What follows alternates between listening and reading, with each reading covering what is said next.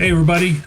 Welcome to another episode of BBCG and Friends, and I am thrilled to have the one and only Daver with me. Daver, welcome to the show. How are you? Thanks for good. Thanks to you. Thank you. Happy New Year. Thanks for having me on Billboard Chart Guide. This is an honor. We just chatted about how we briefly met at Laconia. So I'm excited to be on here. I'm a fan of these episodes. This is good stuff you're doing. Thank you very much. And the one thing I noticed, David, we don't interact a lot on Twitter, but I did notice you've gone to the one name, like Cher or Madonna. I don't know how that happened. Yeah, I don't know. It's gotten crazy. It's to the point where like even people at work, they just they call me Daver now. It's very, very funny. I don't know what this transitioned into.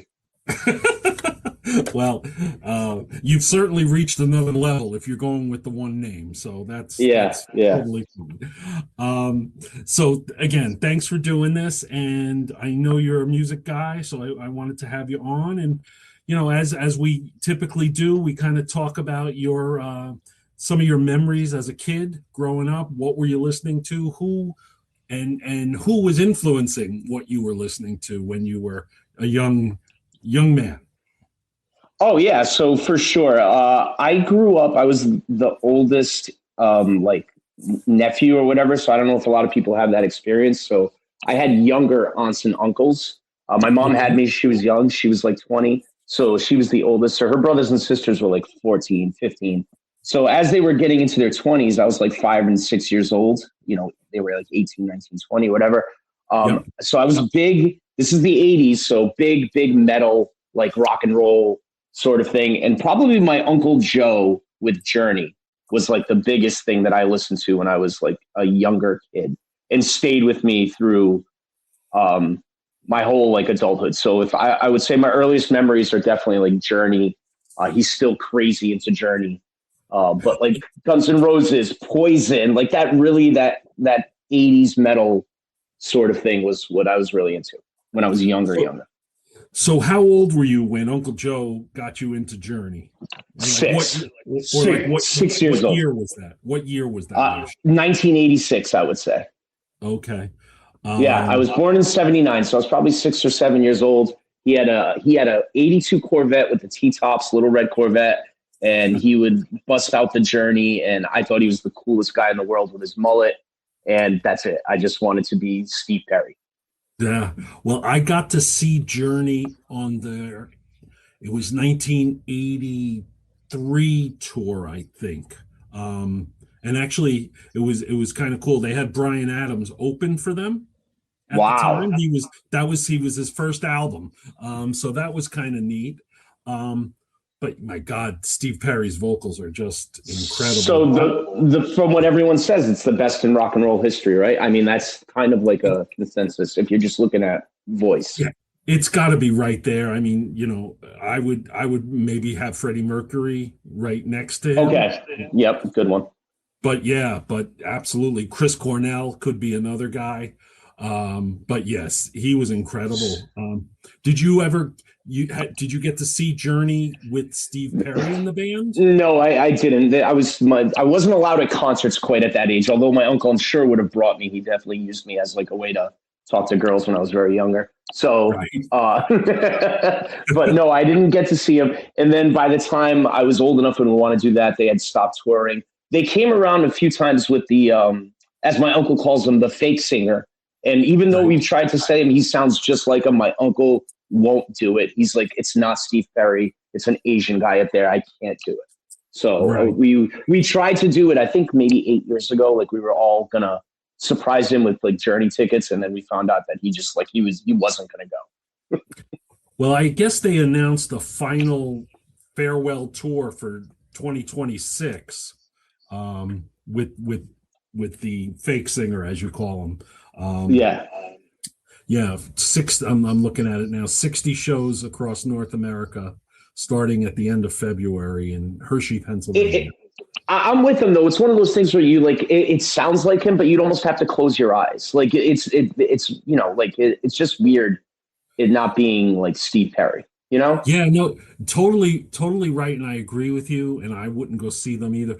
And it's almost and unfortunately, it's just a point of these guys are getting older. Like Foreigner is out there as Foreigner, and I don't think anybody is left. Like it's like you're seeing a Foreigner cover band. It's a cover band at that point, which is like, it's okay too. There's some great cover band stuff that like, but I guess if you're paying for something that you think is the real thing, it's not. So, whatever helps with like Steve Perry too. This is, I don't know, Billboard chart guy, this is a known thing. Steve Perry, half Portuguese on his father's really? side. Yeah, original last name is Pereira. So that is another reason that my uncle, who's very Portuguese and was so into him. His family, Steve Perry's father's family is from the Azores. Wow, look at you bringing the facts to BBC. Yeah. I didn't know if you knew that or not. That's a big thing. You folks can Google that. Okay, all you kids out there, Google that. Google that, yeah. So besides Journey, it was Guns N' Roses, and yeah. So then, as I got older, then I really got into like when I was like 9, 10, 11. Like hitting 5th grade and stuff, I really got into like Guns N' Roses and like Poison and more the LA sort of like rock and roll scene at the time. Even though, not nowhere anywhere near LA. Right. And then when kind of grunge came, I didn't like it. Like I wasn't a grunge guy. So then that's when I fully transitioned into my hip hop phase and became a hip hop head. So like I mean that's a transition. It's quite a transition. Yeah, I grew up in Pawtucket, Rhode Island. So then like the rock and roll stopped being, popular. Like and those bands just lost it. Like Poison and stuff like that just became I feel like it was like overnight. Just became uncool. I would say, Daver, when Smells Like Teen Spirit hit the radio, you're right. It like all those bands went away, and what remained was Guns N' Roses, in whatever format they were in. I mean, and then even then, yeah, they kind of stopped singing. Like Axl kind of lost his mind. Right, Motley Crue, hung around for a while.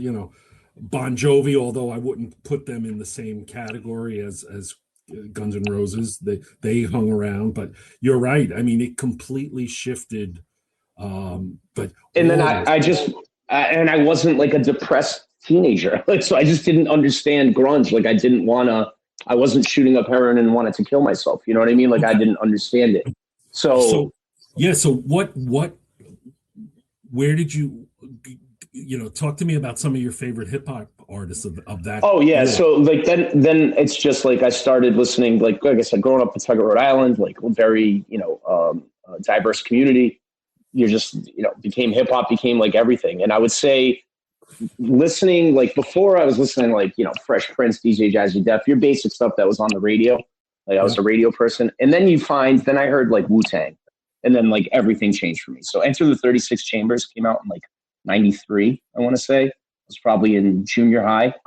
And then I heard that, and then from there on, it was all hip hop and mostly East Coast hip hop. Like I kind of left the whole Dr. Dre, Snoop Dogg, and then Biggie came out Ready to Die in 94, and like that was it for me. To me, Biggie's the greatest hip hop artist of all time. Like you can't tell me anything about Biggie. So I would say that transition to New York hip hop, Nas, Biggie, all that stuff. Did that you underground sort of gritty Mobb Deep, all the Capone and Noriega? Like I just became a huge hip hop fan. Did you like Mace? Oh, love Mace. Love Mace. Mace's first album is one of the most underrated albums in hip hop history. It's incredible. That Harlem World is incredible. What's his big song on that album? Do you remember? I could look it up. Oh man, he had so many. There's the one with like his biggest hits were probably not even on that album because his biggest hits were like on the compilation album that they did after Biggie died with it was Puff Daddy and the Family.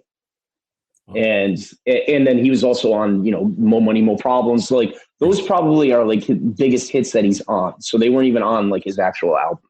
You know what it was? The song I'm thinking of is Feel So Good. Yes. Great song. That was a radio hit. Yeah. I love More Money, More Problems. I mean, that's for me, a Mount Rushmore. uh, a hip hop song. But one constant, even through all this like transition for me of like becoming hip hop, I always loved like I'm still a fan of like just pop music. Like to me, pop music is like even during all this, like when I liked rock and then I liked hip hop, I would always still like whatever was on the radio and was good. And like you heard a good pop song, like there was nothing like it. Like even during this time, I'd still be listening to like Madonna. I'd be listening to, like Phil Collins, like Whitney Houston, and just really popular music to me has always been the best. Because then after the hip hop, thing, it was you hit your late teens, early 20s, and then I got totally into like electronic dance music, like EDM. So my genres have like all over the place. Wow, yeah, that's crazy. So I'm similar to you with pop music. I'm a sucker for a great pop song. Absolutely. Whether it's, the three you mentioned, Mariah Carey has had some great Mariah Carey, great. Oh, incredible. Like it's not stuff that like I would maybe go buy an album at Strawberries for all you people my age, okay? I probably wouldn't have bought like full albums of that stuff, but it's stuff that you hear on the radio. And then now to this day, it's like whenever you want to hear like a good, like there's nothing like a good like pop mix, Right. Yeah. So when you say EDM, you might as well be talking in Portuguese to me because I have no idea what you're talking about. Swedish House Mafia. Swedish House Mafia. Yeah, no. Okay. Swedish House Mafia is like probably my favorite of all time. And then just in the local like club scene, like I've probably been to more like EDM concerts than I have been like any sort of like traditional concert you might have gone to. Like there was big DJs around here, like Louis DeVito would play like at Marina Bay, just guys like that, like underground New York scene. Like I would go to New York City to go to like Club Pasha. I'd go to Miami to go to Club Space in the summertime.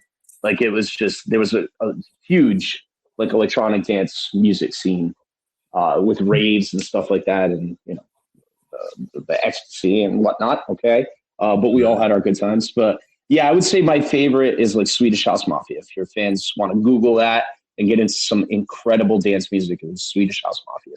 All right. Seeing them live at Ultra in Miami was one of the highlights of my life.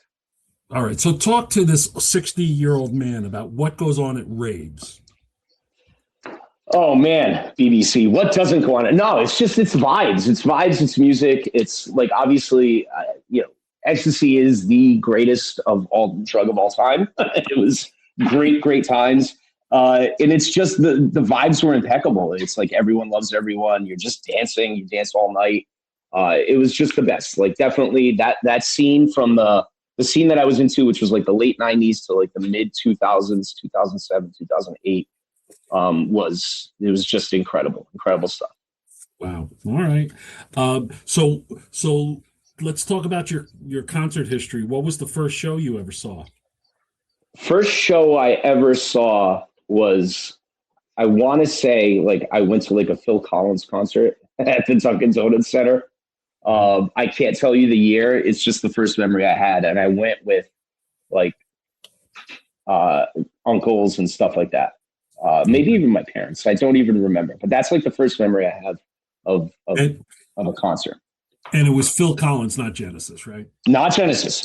Although Genesis is highly underrated. Can we talk about Phil Collins, by the way, Boulevard Chalk Eye? Yes, please. Okay. Is there anyone that's ever been, and if I'm wrong here, help me out, maybe Michael Jackson, but I don't know, wouldn't consider the Jackson 5 a band. Do you consider like groups like that a band? They're a group. They're not. I mean, they did play guitar. A couple of them played the older. Yeah, so that's what I'm saying. I guess we're splitting hairs, but if we're talking straight bands, is there anyone who's ever had a career like Phil Collins? And is there any band that's ever had more successful people solo in the same band than Genesis? Well, you had obviously Peter Gabriel. You had Phil Collins, Mike Rutherford had hits with Mike and the Mechanics. Mike and the Mechanics, okay. I mean, and actually, their guitar player from the mid '70s was a fellow named Steve Hackett, who had some hits in England. Very talented band. I mean, short of the Beatles, I mean, okay, so yeah, you got to take the Beatles. I don't count the Beatles as far as anything, and I'm also, unfortunately, I know Montante took a lot of heat. I'm not a Beatles guy. I never got it. You know, I'm not saying they're bad.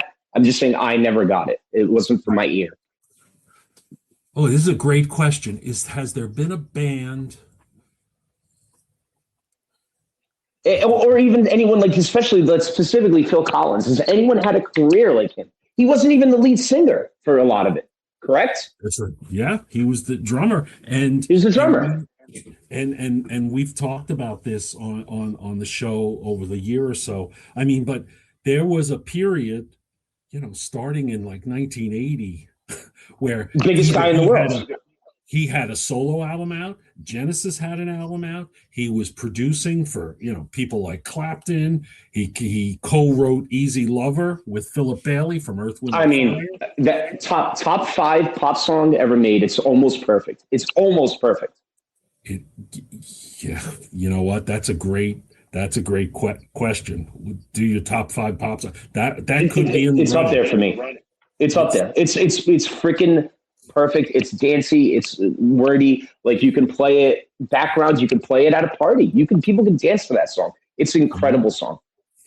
Yeah. And so my only issue with Phil Collins as a solo artist, and again, talk to me. Agree to disagree. Once I get past the first 2, maybe No Jacket Required, he becomes very, it's cliche, right? Ballady, and yes, you don't know what's a Genesis song, what's a Phil Collins song, because he becomes very formulaic. Am I saying that? I'm going to say that word wrong. It's probably closer than I would get. So so like basically like a formula. He's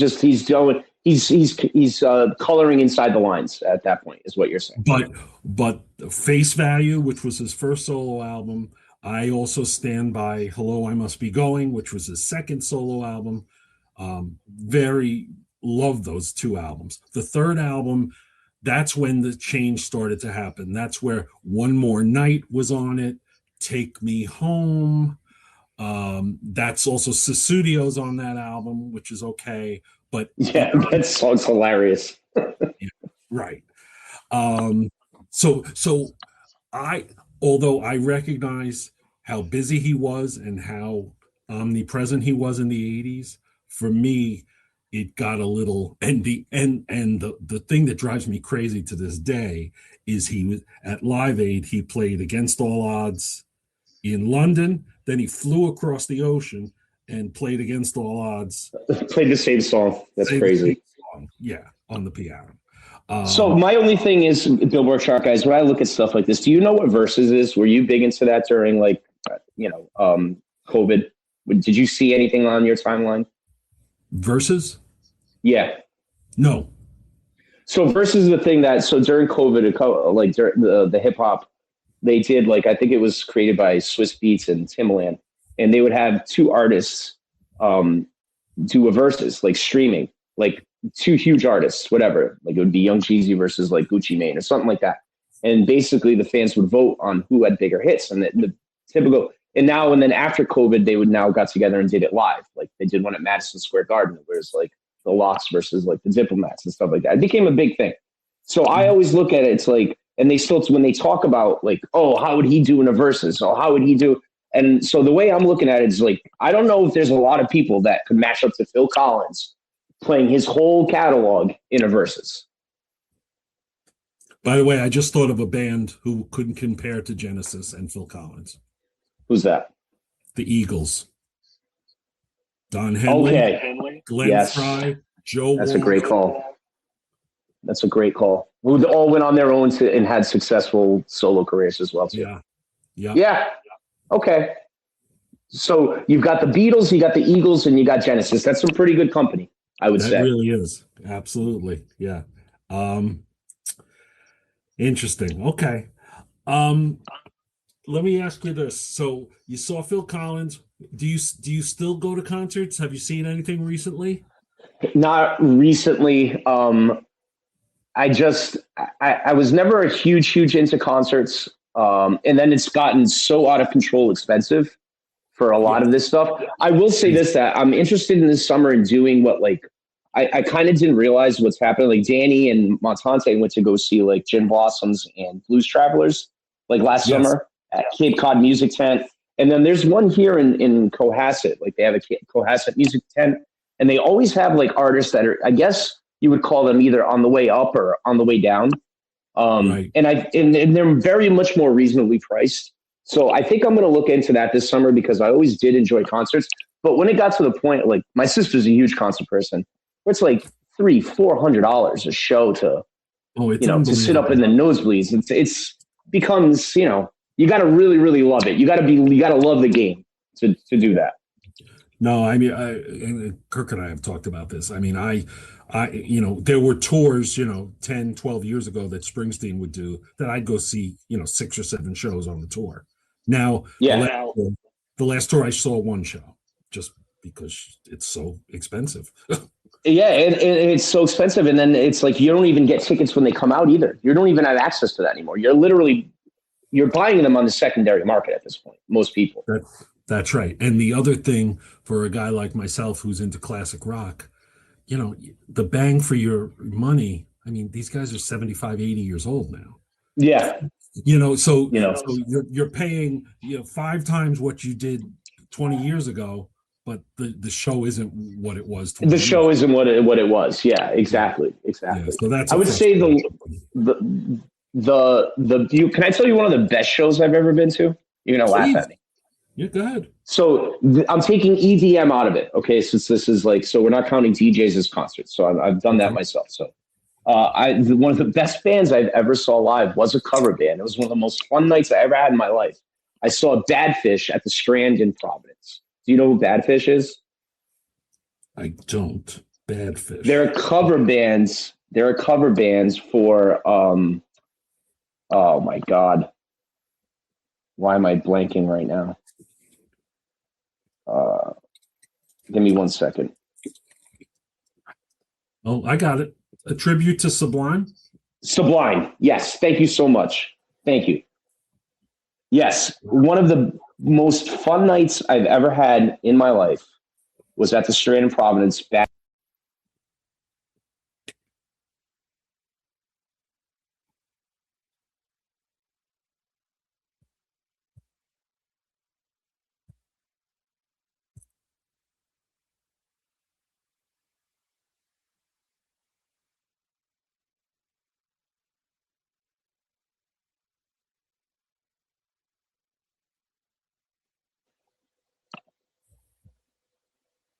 Dave, were you there?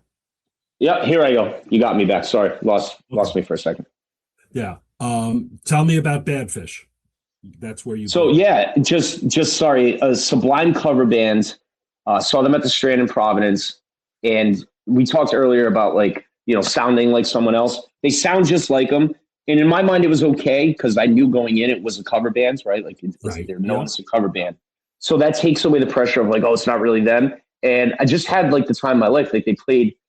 It was just high energy. They just put on an incredible show. There's probably about 1,500 people there. I think that's the perfect size for a concert, by the way. 1,500? 1,500, 2,000. It's enough people to where it's you're rocking out, but it's not crazy amount to where it's you can't see anything. Have you ever been to the Strand in Providence, BBCG? No. Oh, great place to watch a show. Great place to watch a show. Always putting on live music over there. And what you like general admission? Do you like general admission? Oh yeah. Or you prefer seats? Oh yeah, general admission. We're good. We're with the common people. That's right. Okay. All right, Badfish. I got it. They have their own Wikipedia page. I'll tell you that. So. Oh, they've been touring forever. If they're in your area and you like Sublime, go check them out. They're incredible. Right. Yeah, it looks like they've been together since 2001. Yep. All right. Awesome. Let me ask you about I've tried this question twice on this show, and both times my guests have told me they do not like this artist. First of all, were you into the Fugees? Yes. Did you like Lauryn Hill's solo album? Yes. Thank God, because you're the first person who said no. I don't remember who it was. There were a couple of folks who That's crazy. Fuji's first album, The Score, is I've never seen a group go from nothing to like the biggest band in the world. Yeah, like I want to say 10 million albums sold of that thing, and that was their debut album, by the way. Yeah, and then Lauryn Hill's album went even crazier, I think. Oh yeah, she won like every Grammy, and I want to say this. I could be wrong, and maybe they released something later, but I want to say they didn't release another album together. No, I don't think they did. I think they tried. They tried getting back together. She blew up, went solo. There's a lot of, if people want to look up the history of that, I mean, she was dating Wyclef, and while he was married, so that was a big issue. If everyone's always into the what's the band with Stevie Nicks? I'm sorry, I'm blanking right now. Fleetwood Mac. Everyone's always into the Fleetwood Mac like stuff, dating and being in the band together. But that was the hip hop version right there. Yeah. No, that Lauryn Hill album to me is a top album of the 90s. I love that album. Agreed. Like 6-7 hits off of that thing. Like every song she released became a hit. Every single one. Yeah. And then she disappeared. Like she just backed out. She, pulled back. She's notorious for like she's the Axl Rose of hip hop. Like having a show and then either showing up like 15 minutes before it's supposed to end or not showing up at all. To the point where like I don't think she can tour because fans just don't trust that she's gonna show up. Wasn't Axl doing that for a while? Yeah. Oh my gosh. Yeah. They were touring with Metallica. I think it was in '92, and that was Metallica would play, and then you'd have to wait like 2.5 hours for Guns N' Roses to come on after Metallica had played already. Yeah. Crazy. So thank you, by the way, for just confirming that I'm not insane about Lauryn. Not insane. Great take by you. Great take. All right. So let's wrap up where we have NFL playoffs coming up. This episode is going to air on Monday the 12th, so we'll be the Patriots will have already played. What's your and one. Okay. So give me, who's coming out of the AFC and who's going to come out of the NFC.